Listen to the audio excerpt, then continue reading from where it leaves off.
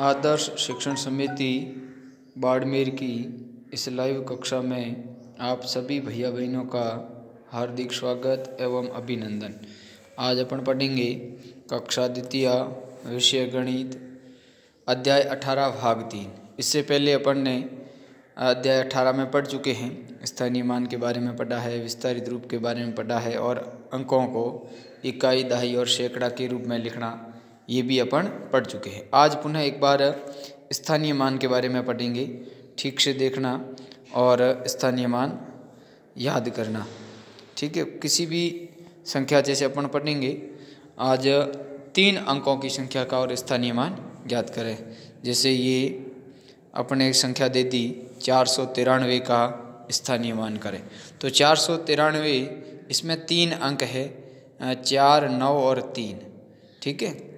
तो इसमें अपन देखते हैं 3 इकाई का अंक है, 9 दहाई का है और 4 है वो सैकड़ा का है। इकाई, दहाई और सैकड़ा। अपन स्थानीय मान ज्ञात करते हैं तो सबसे पहले 4 का करेंगे, 4 का स्थानीय मान, फिर 9 का और फिर 3 का, ठीक है। तो अपन देखते हैं 4 का स्थानीय मान इन्होंने लिखा है 400, 9 का स्थानीय मान लिखा है 90 और 3 का स्थानीय मान लिखा है 3।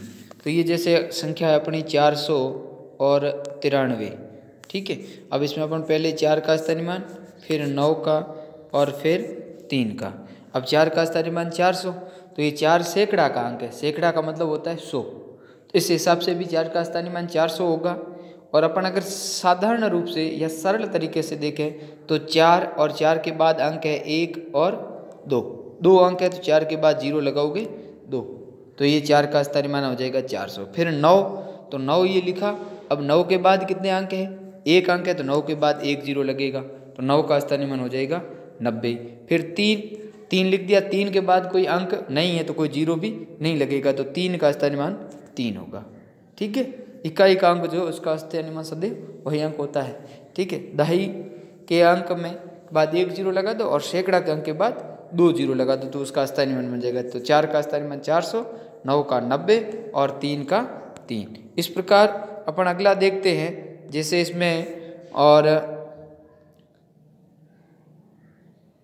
300 और 80 का स्थानीय मान, ठीक है। 380 का स्थानीय मान अपन देखते हैं तो ये 300 और ये 80, तो इसमें सबसे पहले 3 का, फिर 8 का और 0 का। तो 3 का स्थानीय मान कितना होगा, 3 के बाद कितने अंक हैं, 1 और 2, तो 3 के बाद 2 0 लगाओ। 3 का स्थानीय मान कितना होगा 300, ये लिखा हुआ 3 का स्थानीय मान 300। फिर 8 का स्थानीय मान, तो 8 लिख दिया। अब 8 के बाद कितने अंक हैं, 1 अंक है, 1 0 लगाओ। 8 का स्थानीय मान कितना बन जाएगा, ये 80, ठीक। और अब 0 का स्थानीय मान हमेशा शून्य का स्थानीय मान शून्य ही होता है, चाहे वो किसी भी स्थान पे आए, इकाई के स्थान पे आए, दहाई के स्थान पे आए, सैकड़ा के स्थान पे आए, शून्य का स्थानीय मान सदैव शून्य ही होता है। तो 0 का स्थानीय मान 0 ही होगा, ये ध्यान करें। इस प्रकार आपको प्रत्येक अंक का स्थानीय मान ज्ञात करना है। अब जैसे अपने पास ये संख्या है कि 150 का स्थानीय मान करें, 189 का करें, 211 का करें, 260 का करें, 366 है, 458 है, 489 है।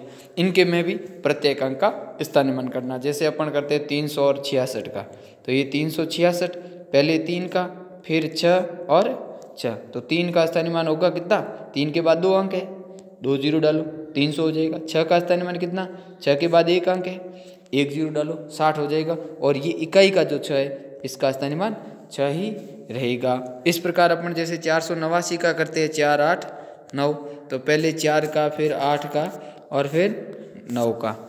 4 का स्थानीय मान, 4 के बाद 2 अंक है, 2 0 डाल दो 400 हो जाएगा। 8 का स्थानीय मान, 8 के बाद 1 अंक है, 1 0 डाल दो 80 हो जाएगा। और 9 का स्थानीय मान 9 ही रहेगा। 4 का स्थानीय मान 400, 8 का स्थानीय मान 80 और 9 का स्थानीय मान 9 रहेगा। इस प्रकार अपन प्रत्येक संख्या का ये स्थानीय मान करें। ये आपके कक्षा कार्य है ये पूरा, ये ठीक है।